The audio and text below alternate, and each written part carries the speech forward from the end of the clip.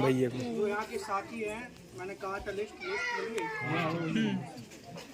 तो जब आप लोग इतने लोगों के सामने इतने थोड़े से लोग हैं, इन लोगों में नहीं बोल पा रहे हैं, तो फिर आगे क्या बोलेंगे?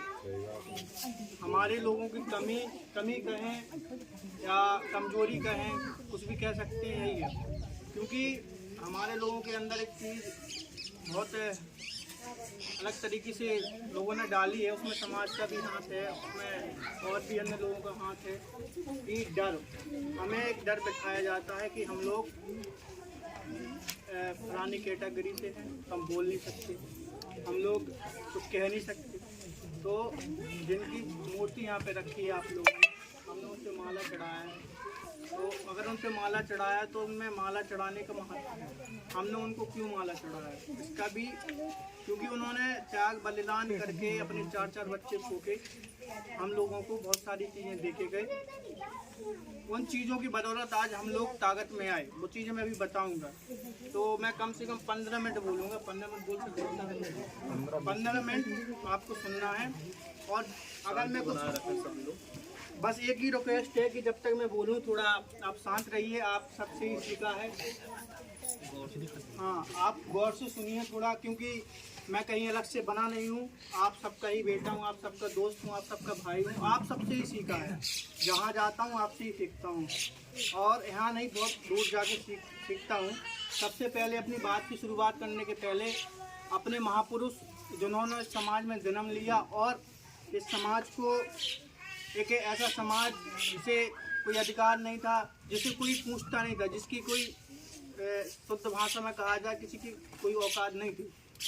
अगर उस व्यक्ति, उस महामानव, उन सभी महामानव, बाबा साहब अम्बेडकर, सतगुरु रविदास जी महाराज, संत कबीर, बहुत सारे महापुरुष हुए, तथागत बुद्ध से लेकर हमारे मानवर कांशी राम साहब तक, तो इन सब ने जो काम किया, उन काम की बदौलत आज हमारे सागर भाई थार से आए हैं और आप लोग कुर्सियों पे बैठे हैं।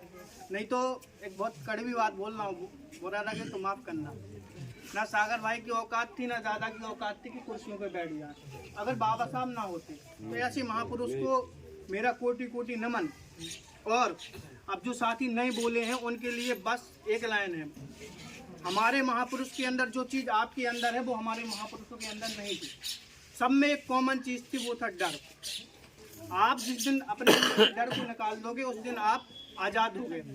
क्योंकि बाबा साहब अम्बेडकर की एक बात जो मैं हमेशा मैंने सीखी है और जानी है, बाबा साहब अम्बेडकर ने कहा था कि बलि भेड़ बकरी की जी जाती है, शेर की नहीं। शेर बन को जियो, क्योंकि देखो एक दिन मरना सबको है। हम लोग डरते किस लिए हैं कि मर जाना है, मरना सबको है। तो यहाँ तो कोई ऐसी बात भी नहीं हो रही जिससे हम लोग कुछ कहें तो उससे हमें घातक चीज़ होगी। यहाँ तो अपने लोग ही बैठे हैं, जब अपने लोगों में बोलना नहीं सीखोगे तो आगे क्या बोलना सीखोगे। तो हमारे महापुरुष जितने भी हुए सबके अंदर डर नहीं था, और डर के अंदर उनके पास काबिलियत थी। तो जाति के आधार पर तो हमें कोई नहीं पूछता, आज भी नहीं पूछता है कि आज कोई बाबा साहब अगर वोट का अधिकार नहीं दे के जाते तो जिनमें काबिलियत भी आज भी दबाया जाता है, जिनमें काबिलियत होती है। तो अगर बाबा साहब अम्बेडकर से लेके सतगुरु रविदास जी महाराज, सब में काबिलियत थी, सब ने अपनी काबिलियत से अच्छे धुरंधरों को याद दिलाया कि हम भी कम नहीं हैं। यहाँ पे ज़्यादा लोग बैठे हैं रविदास जी महाराज के बारे में जानते होंगे, मैं तो बच्चा हूँ, ज़्यादा नहीं जानता हूँ। जहाँ तक मैंने पढ़ा है कि उन्होंने अपनी काबिलियत से, अपने ज्ञान, अपनी बुद्धि से अच्छों को एहसास दिलाया और सामना किया। सामना करके उन्होंने अपना लोहा मनवाया, इसलिए हम उनको संत शिरोमणि रविदास जी महाराज कहते हैं। बाबा साहब पे आते हैं। बाबा साहब मामूली व्यक्ति नहीं थे। जब बाबा साहब पढ़ के आए तो उस समय भारत में उनके कितना कोई पढ़ा लिखा नहीं था। सबसे ज़्यादा पढ़े लिखे भारत में नंबर 1 पे और पूरी दुनिया में 6वें नंबर पे हमारे बाबा साहब थे। ऐसे ही नहीं उनको संविधान लिखने को दिया, नहीं तो मैंने बताया ना, हमें कोई पूछता नहीं था। उनकी काबिलियत से उन्होंने पढ़ा, उन्होंने त्याग किया, तब हमें ये सारे अधिकार मिले। और अधिकार क्या मिले? जो मोस्ट इम्पोर्टेंट अधिकार है, जो सबसे बड़ा हथियार वो दे के गए हमको, जिनकी बदौलत से आज हमारा इज्जत है। आज अच्छे लोग जो 4 व्हीलर से आते हैं, सफेदी लगा के आते हैं, वो भी आज हमारे पैर छूते हैं। जो लोग हमारा छूना पसंद नहीं करते थे। आज हम लोग अच्छा वाला बोतल का पानी पीते हैं। एक समय पे हमें ये पानी तो छोड़ो, हमें तालाब का पानी जो गंदा पानी होता है वो भी पीने को नहीं मिलता था। तो उसके लिए भी हमारे महापुरुषों ने संघर्ष किया, बाबा साहब अम्बेडकर ने संघर्ष किया। और ऐसे ही नहीं किया। माता मैंने बैठी है, उत्तर देना।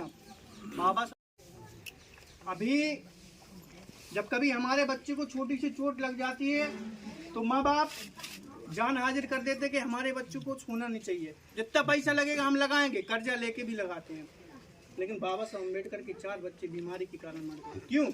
क्योंकि उन्हें विदेश जाना। जो लोग जानते, जो मैंने पहले बताया, मैं बच्चा हूँ, अगर मुझसे कोई गलती हो जाए तो माफ करना, लेकिन मैं सच्चाई बताऊंगा। बाबा साहब अम्बेडकर ने अपने 4 बच्चे खोए।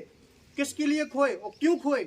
बाबा साहब अम्बेडकर, जो गोलमेज सम्मेलन होता है, मुझे ठीक से ध्यान नहीं, लेकिन फिर भी बता रहा हूँ, 30, 31, 32, 1930, 1931, 1932 3 गोलमेज सम्मेलन हुए। जो साथ ही पढ़े लिखे हैं वो लोग जानते होंगे। 3 गोलमेज सम्मेलन हुए। उसी समय उनका बच्चा भी खोया। जब वो जा रहे थे गोलमेज सम्मेलन के लिए, तब उन्होंने अपना एक बच्चा खोया।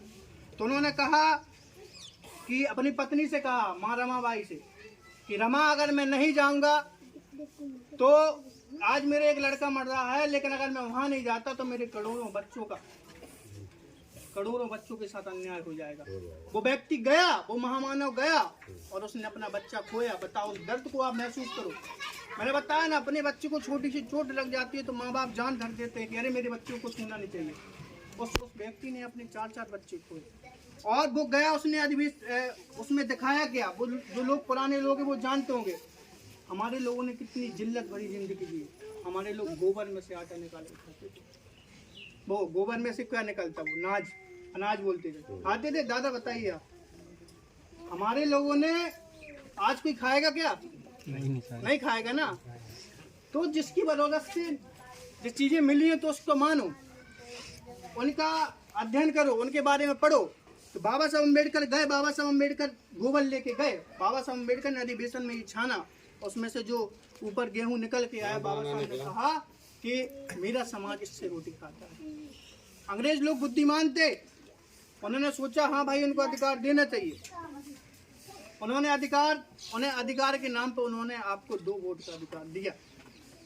लेकिन भारत देश में 2 वोट का अधिकार का विरोध हुआ, लेकिन फिर भी वो हमें 1 वोट का अधिकार देकर गए। इसके लिए हमें बाबा साहब का धन्यवाद करना चाहिए। उसी वोट की बदौलत आपके आज प्रधान जी बने हैं।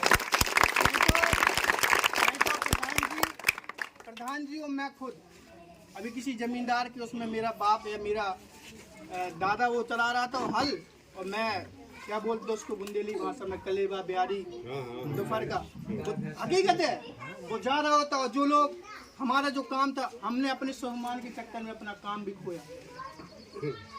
यहाँ पे अधिकतर सब कास्ट के लोग बैठे होंगे, लेकिन जिस कम्युनिटी से मैं आता हूँ, मैं कभी बात तो नहीं करता, लेकिन फिर भी बता रहा हूँ कि हमारी कम्युनिटी ने अपना बिजनेस खोया स्वाभिमान के चक्कर में। अगर आज बिजनेस न खोते तो आज वो सबसे बड़े अरबपति लोग हैं। आगरा में बड़ी कंपनियां हैं हमारी जूतों की।